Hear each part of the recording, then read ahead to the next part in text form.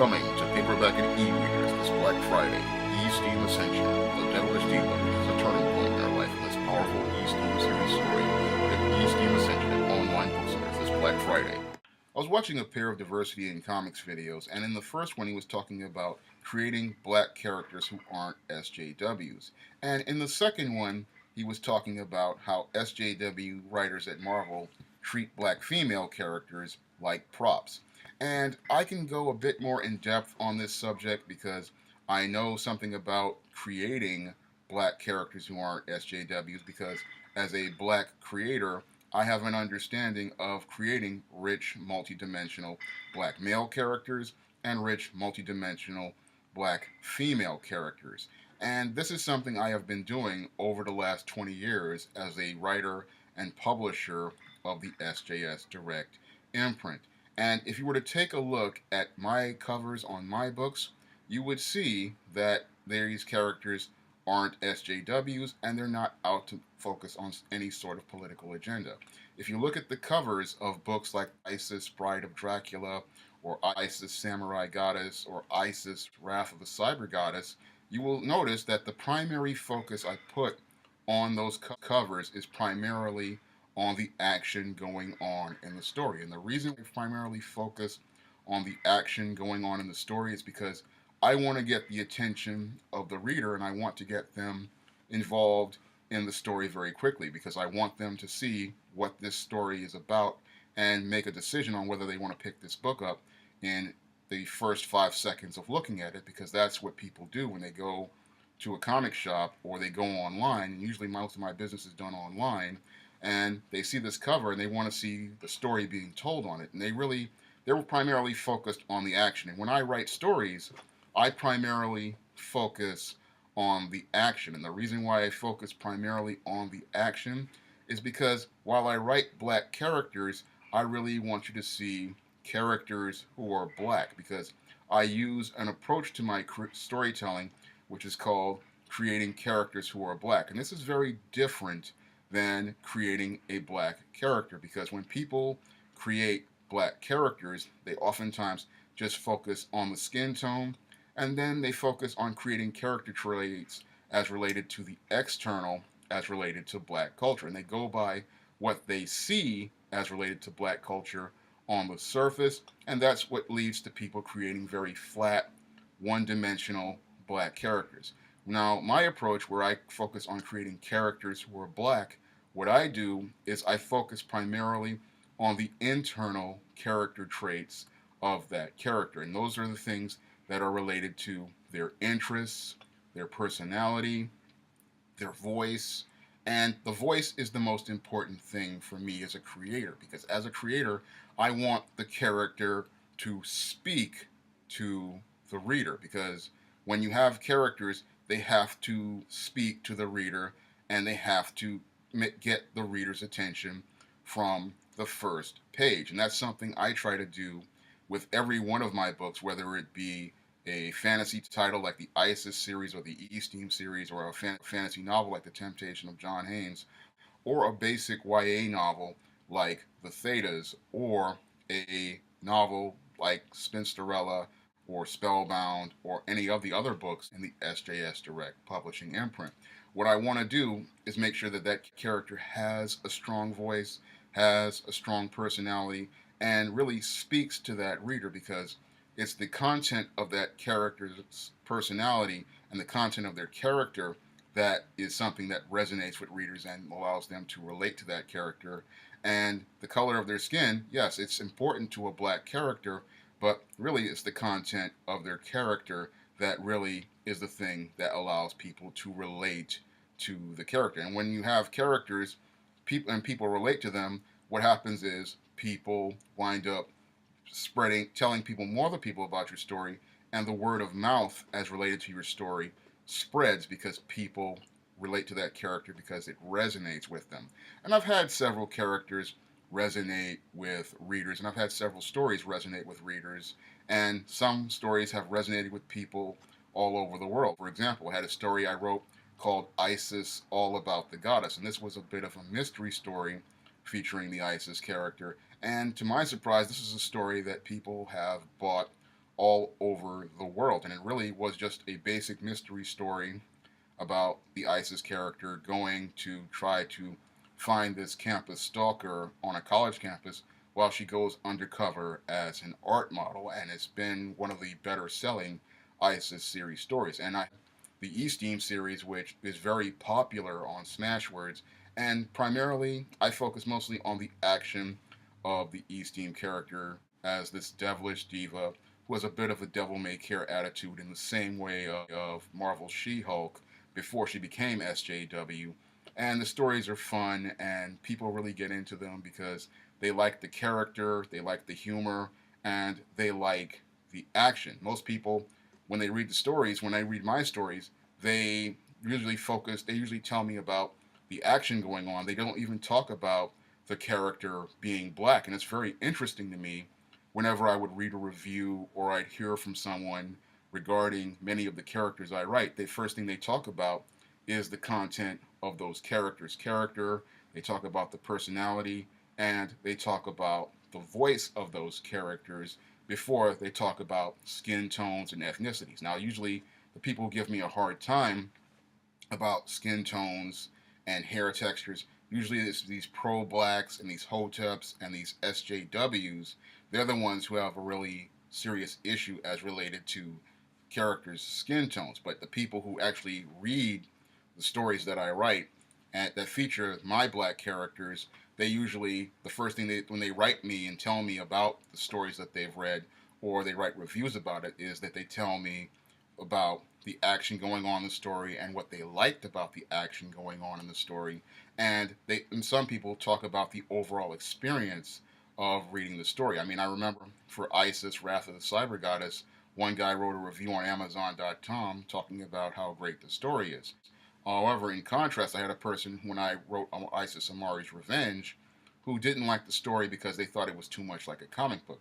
But when I first originally created the ISIS character and her supporting cast E-Steam, the first thing I wanted to do was turn that into a comic book. And usually when I write ISIS series stories, I have a focus primarily on making the action very comic book-like, and that's what I usually do in stories like Samurai Goddess or Amari's Revenge, is I usually try to keep the action focused on something that's related to something really comic book related. And in a story like Isis Bride of Dracula, I really wanted people to focus on the action. So yes, you see on the cover Isis being hypnotized by Dracula and John Haynes in a bit of trouble on the cover of Bride of Dracula.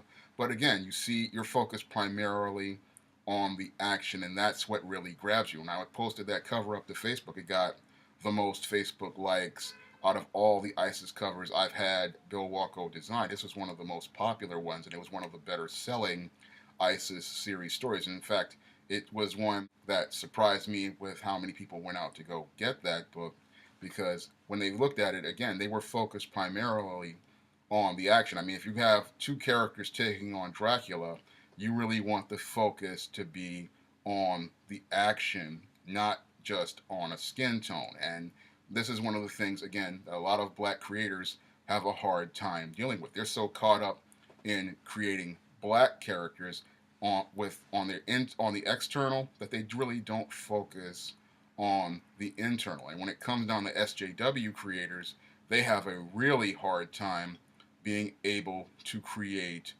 black characters because they want to try to focus on what they think they know about black people instead of trying to get to know black people. And when it comes down to guys like Mark Waid, they are extremely insecure about being around black people. And the same thing with your Brian Michael Bendis. You can tell from the way that they're writing these characters that these people have had very little interaction with black people and don't know that much about black people. Because when I look at a character like Riri Williams, it's a character that I see as one that really shows that Bendis really does not really know much about black people, and he doesn't know much about black culture. She's really basically just a Mary Sue to represent whatever he wants to represent about black people. Because when I look at that character, it's not a character that is rich and multidimensional. And I urge anyone to take a Riri Williams issue of Iron Man and then compare it to an ISIS series book. Just go pick up an ISIS series book, and you'll see a complete difference between a rich, multidimensional black woman like an Isis or even an E-Steam, and you'll see a difference between her and Riri Williams. Riri Williams is very flat, one-dimensional. She knows everything, and she doesn't have any sort of character flaws. When you look at, in contrast, a character like Isis, who is supposed to be a goddess, she has all sorts of flaws, and all those flaws relate to her humanity, and those flaws make her relatable to readers. And with the Easting character as well, she's a devilish diva, and she has all these character flaws, and she's clumsy, and she's awkward, she's struggling with life as a human being now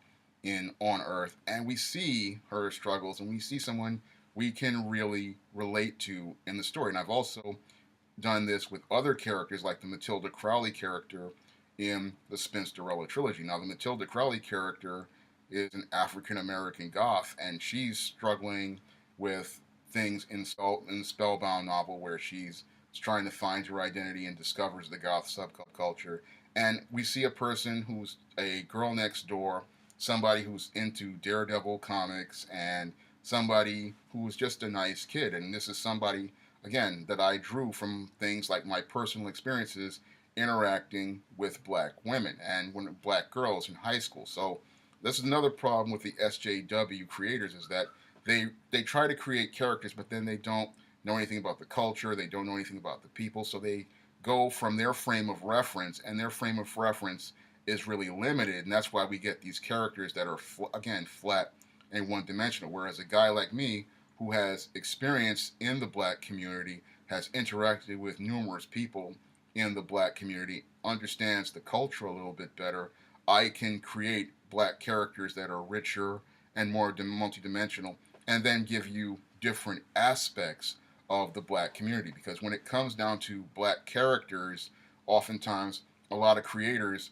they come from their frame of reference and they don't go out of their frame of reference. Me, I often go out of my frame of reference, and I draw some from my experience, but I also come out of my experience. And when I was writing the Spinsterella trilogy books, Spinsterella, Spellbound, and the legendary Mad Matilda, I had to come out of my experience. And what I did was I started studying the goth subculture, and I started studying the African American goth subculture. And a lot of people don't know that there is an African American goth subculture, but I went there, I studied it, I did research on it, and then I went online and I watched about 10, 15,000 hours of goth YouTube videos so I could get an understanding of the subculture, so that when I wrote the story, you started to feel like things were real and they came to life for you, versus a story where you are just there and it's just goth on the outside,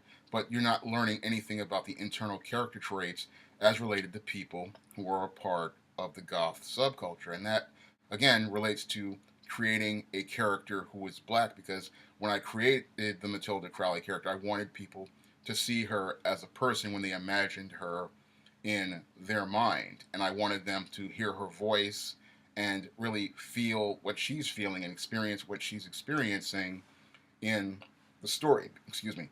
Because when it comes down to characters who are black, you're learning about the content of their character, you're learning about who they are, and their actions define them. When you look at these characters who are black, they're just usually flat. They just black on the outside. They talk about black power. They're eating collard greens, or they're into this Afrocentric stuff.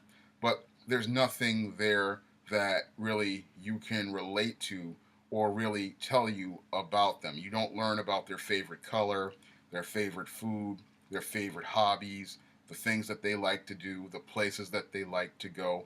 These are all things that draw a reader in and make you really take a look at that black person and their experiences. And I've written books about numerous experiences in the black community, and because the black community is a very, very broad thing, and there are all sorts of aspects of the black community. I remember a screenplay book I did called All About Nikki the Fabulous first season, and in that first season book, I was talking all about this black teenage girl who moves in to live with her father after getting kicked out of boarding school.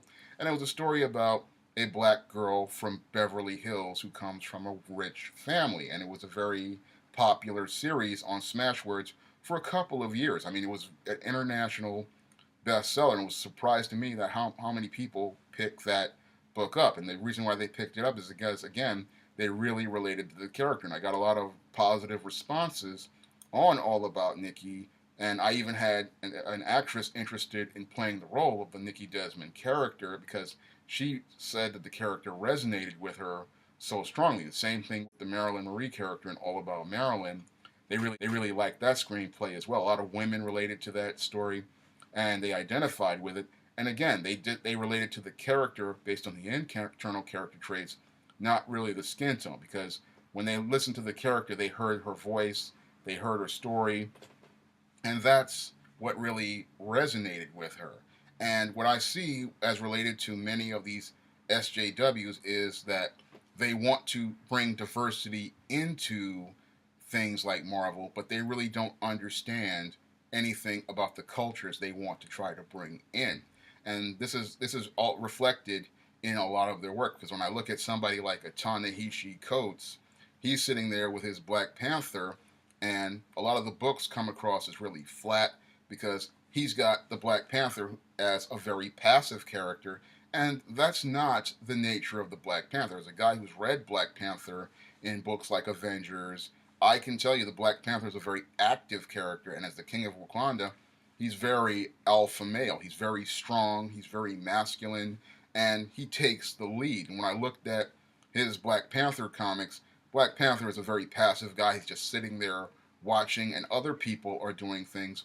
And that's not who the Black Panther is. And then when I look at his Black Panther and the Crew, that was one of the worst comics I have ever seen. It was just filled with expository sequences. And then he's talking about Harlem. And this is something it really irked me because as a New Yorker, the way he presented Harlem really did not allow the neighborhood to be a character. He had Black Panther and Storm talking about issues as related to Harlem, but he didn't really even understand a single thing as related to Harlem. This is another thing with SJW writers. They really, again, don't do the research on things. They don't study about things, and they don't come from a strong frame of reference. Because as I was looking at this Black Panther and the Crew, he's got Storm and Black Panther, and again, they're very passive. They're walking through Harlem. They're talking about gentrification. They're talking about things related to the neighborhood being taken over by white people. And I was looking at that, and I said to myself, this guy did absolutely no research on Harlem. Now, I live in New York City, and I knew the gentrification issue a little bit better, and I understood that a lot of black people, what they did was, yes, there were black people in neighborhoods like Sugar Hill. There were black people in neighborhoods like the 125th Street, but a lot of those black people left those neighborhoods during the late 1960s and 1970s because they wanted to have homes in the suburbs. They wanted to be around white people, and they thought living around white people would improve their quality of life. And that's what led to Harlem falling into decline, also along with the 1970s fiscal crisis, which drove up property taxes and led to many owners abandoning their property. So that's one of the things that led to the blight in Harlem. And what happened was, after those property values declined, you had a couple of people, the only people who could stay there were poor blacks, poor whites, and then you had an influx of foreigners like Puerto Ricans, Hispanics, and other peoples coming into the neighborhoods, and they wound up buying property, and then you had white people coming in and buying property for cheap because you had Upper West Side and Upper East Side. The rents were really high, so they started coming to Harlem because Upper West Side was becoming expensive, Upper East Side was becoming expensive, and the Village was becoming expensive. And what people do in New York is they want to look for cheap rent. Cheap rent is what was driving New York City, and it's what allows people to build businesses and create businesses in Harlem. And what they call gentrification, really, that was not really gentrification. It was black people were leaving because they wanted to live a middle class lifestyle. Because when people's economic resources increase, they want to live a better life, so they go out and buy homes. And usually, what's left are the poor people, and the poor people were used to living that way. And then then other people came in because they wanted cheap rent and they wanted to get a start businesses, and they usually do that all over because the same thing happened in Dumbo. Because I remember going on an interview to Dumbo, and I remember back in '99, Dumbo was considered low rent, and now Dumbo and Brooklyn Heights are some of the most expensive real estate in Brooklyn. Because when I was doing research for another novel called A Recipe for Success, I had to do a lot of research on downtown Brooklyn. And I remember when downtown Brooklyn, when I was living here in New York, was again considered low rent areas. And this was stuff that Rutana Coates really doesn't understand about Harlem, and he didn't understand about New York City. But he's sitting there talking about white people taking over Harlem. And what's happening is it's just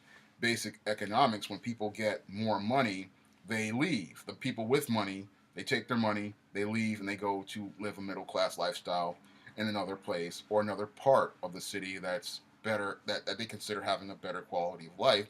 And the people who are left are poor, and usually what happens is other poor people come in, or other people looking to build their lives up, and eventually what happens is they eventually move out once their economic situation changes. But your Ta-Nehisi Coates doesn't understand that, and he was sitting there talking about issues as related to Harlem, but he didn't really dig deep into Harlem. Now, when I was writing House of Isis, I was really going deep into Harlem and deep into the Harlem community, and that's something I really knew about because I have family members who live in Harlem, and I've visited Harlem on numerous occasions, and I've also participated in business events like the Harlem Book Fair. So I knew a lot more about Harlem, so I could really talk more in depth about it in a story like A House of Isis or a novel like Spellbound, where has a setting where Matilda Crowley is living in Sugar Hill, and Sugar Hill is a neighborhood filled with a lot of history, and I go deep into that history in Spellbound, and I also talk about it in Spinsterella. So when I write novels, I'm not just coming from, you know, research. I'm also coming from personal experience, and I'm coming from experiences of other people. And I believe that's what leads to a richer, more multidimensional character, richer, more multidimensional settings, richer, more multidimensional, aspects of things. And that allows the reader, when they open up the book, to really imagine things and see things very clearly. Because when I want people to read a Shawn James story, I really want them to see, a really clear picture of black culture, a really panoramic picture of black culture.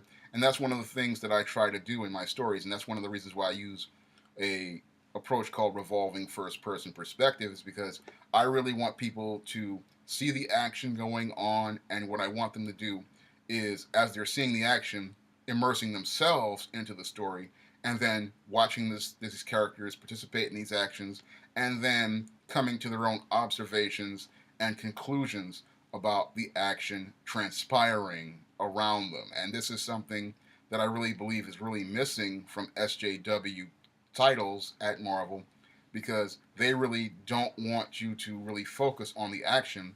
They really want you to just focus on the agenda. And that's why their characters really don't work, because when it comes down to black characters, they're not supposed to be about focusing on an agenda. Really good writers, they don't really want you to focus on an agenda. Again, they really want you to focus on the action going on. They want you to see a person come to life on the page, because what's important to a writer is that character coming to life on the page. If they're not coming to life on the page, if they're not speaking to the reader, then we feel like we haven't done our job, because in order for that character to come to life, we have to really get to know about things, and we really have to understand things. And when I look at SJW writers, they want to write about things they don't know about, and everything that they're writing about they don't know about comes across on the page. When I look at Diversity in Comics, as he was flipping through Black Panther and the Crew,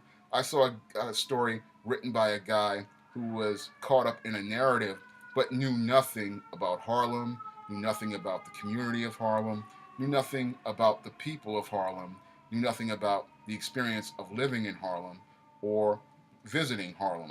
I mean, when I wrote House of Isis, I can talk about streets in the neighborhood. I can talk about things related to the businesses there because I took a business that I created inspired by the Pan Pan restaurant, which was considered a cultural icon in Harlem.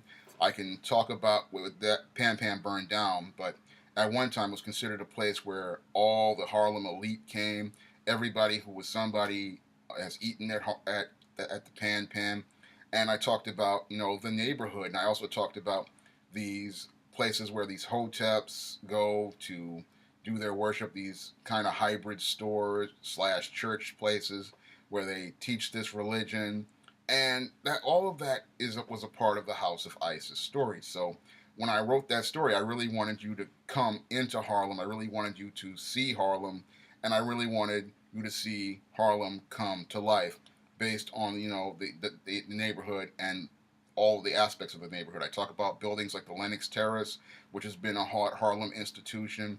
And these were things when I looked at the Black Panther and the Crew book, I was like, there's nothing here talking about Adam Clayton Powell building. There's nothing talking about Pan Pan Restaurant, nothing talking about Sylvia's, nothing talking about Lenox Terrace. These are all things that would have made the story richer. Just like when I was doing Spellbound and I'm talking about Sugar Hill and I'm talking about, 19 bus, because you take the 19 bus from through Harlem and it takes you to the Bronx and it takes you all the way over. And these are all things that a guy who's been to Harlem and goes there regularly, they would know about. They would know about the D train getting off at 145th Street and then walking down Sugar Hill. This is something I've done numerous times when I just would go to the supermarket, and guys on YouTube have seen me.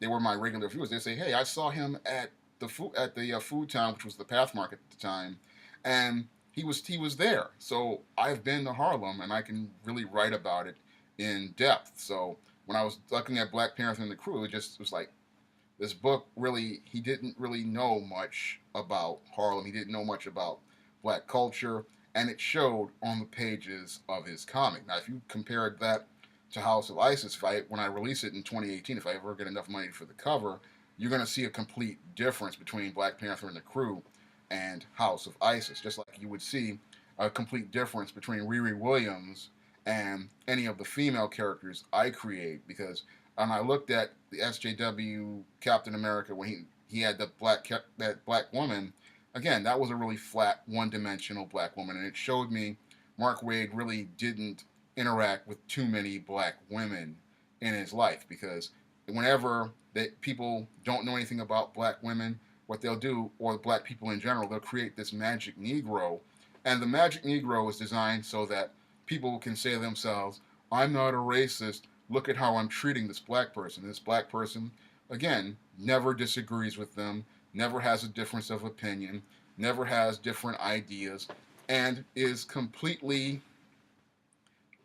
agreeing with everything that they do, and is just there to give this white person validation. And again, that's what SJWs really want with their characters, to say, "I'm not a racist." And it's no different than what I saw back in the day with Different Strokes and Webster. Those were shows created so that people could feel like, oh, we created a black show. Now, the Cosby Show was completely different because it took you into black culture and it showed you how rich it was and how broad it was, and it showed you that we black people come from different parts of life, different aspects of life, and we all have different experiences, and we rarely get to see those different experiences in comics. I mean, Marvel has done a better job of it than DC, as I see it. I mean, you have a lot of diversity there. You had Luke Cage, who was the street guy, and he was inspired, I think, partially by Fred Williamson and Muhammad Ali. I could see a little aspects there with Luke Cage. He was a street guy. He was a tough guy. And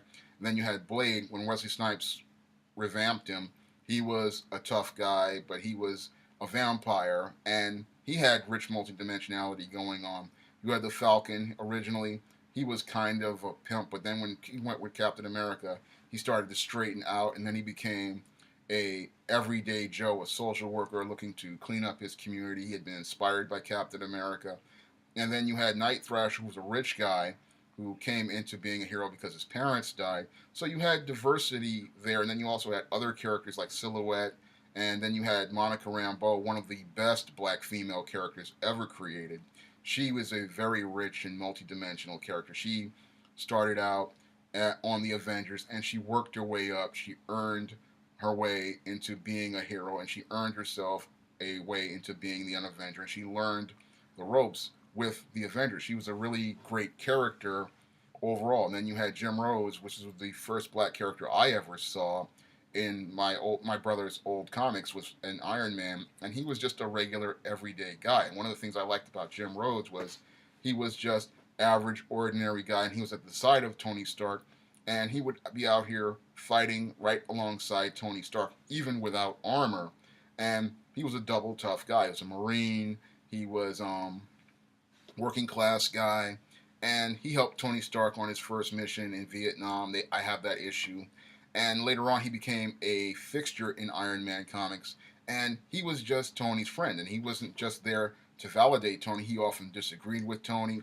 He had differences of opinion with Tony. I remember the issues where Tony Stark became an alcoholic again, and he understood the importance of Iron Man. He understood what Iron Man meant to people, and that's why he put the Iron Man suit on to keep the legacy of Iron Man going on, because he understood how important Iron Man was to the world. That's why he had his stint as Iron Man, and that's why he also took over as Iron Man again in the Kaminsky Hopgood run. And when you want to see a really great character, you can take a look at Jim Rhodes. That's just one of the best black characters. Him, Monica Rambeau, Night Thrasher, Silhouette. These were all really solid black characters. And with SJWs, they have never really had experiences with black people. So when they write characters, again, they come from their frame of reference, and that's why we get these emasculated characters like Luke Cage being a dad, Black Panther being passive,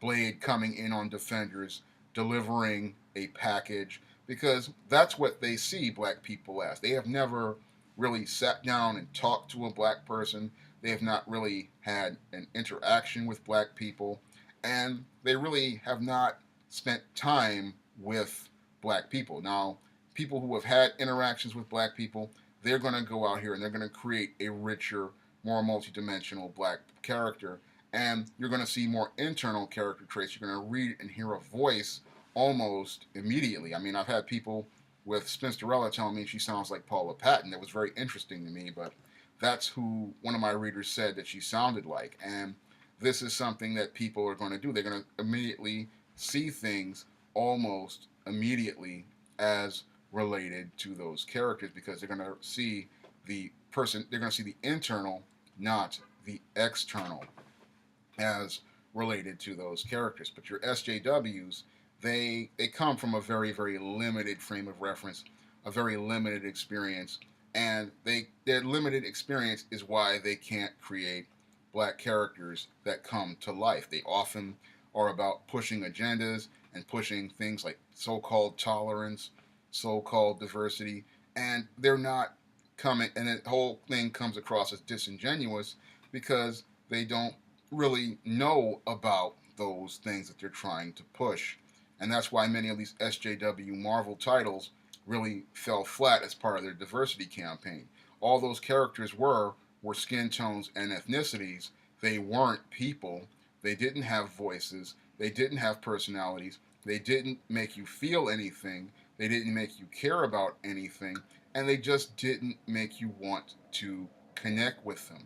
And when you look at these SJW characters, whether they be your Riri Williams or the way they write Luke Cage these days, they're just dead. They just don't really make you care about them, and they really don't really do anything because these people who are writing them have never really experienced life. And that's one of the big problems with your SJW writers.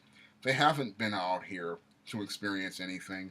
They have never read a comic. They've never read a story, and they have never really known about anything outside of what they probably pretty much have learned in a place like a university, where they've probably taken something like women's studies and been told about things, but they haven't gone out and actually experienced them. A person who's gone out and actually experienced the world, they're going to give you a completely different story, and that story is going to resonate with you because you know what that is. You've experienced that yourself, and that's what you're seeing on the page. But your SJWs, they're just about agendas, ideas, and concepts they have, but they're not about telling you a story based on things related to substance. They just have no substance, they have no depth, and it all shows on the page of their work. When I create black characters, I don't create black characters, I create characters who are black, and when I create characters who are black, I focus on the content of their character first before I focus on the color of their skin. And I believe that's why a lot of the books I have resonate with readers, and that's why readers connect with those characters and go out of their way to share them with other readers. And I'm hoping people will go out and share my stories with their friends and family because they're great stories. They have a lot of rich multidimensional characters, and I focus primarily on action and adventure. And once you've read one of my stories and you compare it to an SJW Marvel story, you'll clearly see a complete difference between creating a black character and creating a character who is black. If you'd like to try some of the ISIS series stories or the E-Steam series stories, you may do so by clicking the link to Amazon.com in the description box. And if you want to see me make more videos like this, you can donate to my Patreon by clicking the link in the description box. That's all I have to say for this video. You can comment, rate, and subscribe. Now available in paperback and e-readers, the legendary Mad Matilda. Get the conclusion to the Spinsterella trilogy at online booksellers today.